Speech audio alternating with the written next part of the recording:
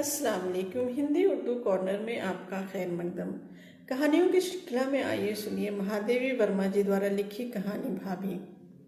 इतने वर्ष बीत जाने पर भी मेरी स्मृति अतीत के दिन प्रतिदिन गाढ़े होने वाले धुंधलेपन में एक एक रेखा खींचकर उस करुण कोमल मुख को मेरे सामने अंकित ही नहीं सजीव भी कर देती है। छोटे गोल मुख की तुलना में कुछ अधिक चौड़ा लगने वाला पर दो काली रूखी लटों से सीमित ललाट बचपन और प्रौढ़ता को एक साथ अपने भीतर बंद कर लेने का प्रयास सा करती हुई लंबी बरौनियों वाली भारी पलकें और उनकी छाया में डबडबाई हुई आंखें। उस छोटे मुख के लिए कुछ छोटी सी सीधी नाक, मानो अपने ऊपर छपी हुई हंसी से विस्मित होकर कुछ खुले रहने वाले होंठ समय के प्रवाह से फीके भर हो सके। कहीं कोमल कहीं कठोर हथेलियां, हाथों का बोझ संभालने में असमर्थ, दुर्बल रूखी पर गौर बाहें और मारवाड़ी लहंगे से थकित दो छोटे छोटे पैर जिनकी एड़ियों में आंगन की मिट्टी की रेखा मटमैले महावर से लगती है। भुलाई भी कैसी जा सकती है। उन हाथों ने बचपन में न जाने कितनी बार मेरे उलझे बाल सुलझाकर बड़ी कोमलता से बांध दिए थे। किस तरह मेरी अष्टवर्षीय बुद्धि ने भाभी का संबंध जोड़ लिया ये बताना कठिन है। बचपन का मिशन स्कूल अब तक स्मरण है। स्कूल निकट होने के कारण कल्लू की माँ किताबों के साथ पहुंचा आती थी। हमारे ऊंचे घर से कुछ दूर चमचमाते हुए पीतल के बर्तन से सजी हुई दुकान में जो वृद्ध सेठ बैठते थे उन्हें तो मैंने नहीं देखा, परंतु उस घर के पीछे वाले द्वार पर टाट के पर्दे के छेद से जो आंखें प्रायः मुझे आते जाते देखती रहती, उनके प्रति मेरा मन कौतूहल से भरने लगा। कल्लू की माँ को चाहे उन आंखों की स्वामिनी से मेरा परिचय न भाता हो, पर उनकी कथा सुनाने में अवश्य रस मिलता। वह अनाथनी और अभागी भी है। बूढ़े सेठ सबके मना करते करते अपने इकलौते लड़के से उसको ब्याह लाए और उसी साल लड़का मर गया। अब सेठ जी का इसकी चंचलता की मारी नाक में दम था। ससुर दुकान पर गए नहीं कि वह पर्दे से लगी। घर में कोई देखने वाला नहीं। एक ननद है जो अब तब आती है। भूरे टाट में जड़ी काली आंखें कल्पना का विषय ही बनी रहती यदि एक दिन पानी बरसने पर कल्लू की माँ रुक न जाती और गीली सड़क पर पर्दे के सामने मेरा पैर न फिसल गया होता।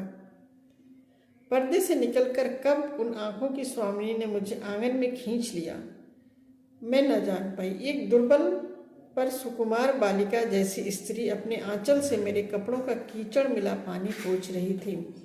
उसी दिन से वह घर मेरे लिए आकर्षण बनने लगा। उस समाधि जैसे घर में वह किशोरी बालिका बिना संगी साथी के, बिना आमोद प्रमोद के, मानो निरंतर वृद्धा होने की साधना में लीन थी। घर में ढेरों काम जो जितना कठिन रहा हो, मैंने न कभी उसकी हंसी में आभासित मुख मुद्रा में अंतर देखा और न रुकते देखा। उस 19 वर्षीय युवती की दयनीयता आज समझ पाती हूँ, जिसके जीवन में सुंदर स्वप्न गुड़ियों के घरौंदों के समान दुर्दिन की वर्षा में बह गए। ऐसी दशा में उसने 8 वर्षीय बालिका को अपने हृदय की सारी ममता सौंप दी। वृद्ध भी अपने बहू के लिए ऐसा निर्दोष साथी पाकर प्रसन्न हुए। भाभी को तो सफ़ेद ओढ़नी, काला लहंगा या काली ओढ़नी और सफ़ेद लहंगा पहनते हुए देखा, पर उनकी ननद के लिए हर तीज त्योहार पर बड़े सुंदर रंगीन कपड़े बनते। सबसे कठिन तब आते जब ननद नैहर आती। उनके चले जाने पर भाभी के दुर्बल गोरे बाहों पर जलने के लंबे काले निशान और पैरों पर नीले दाग रह जाते हैं।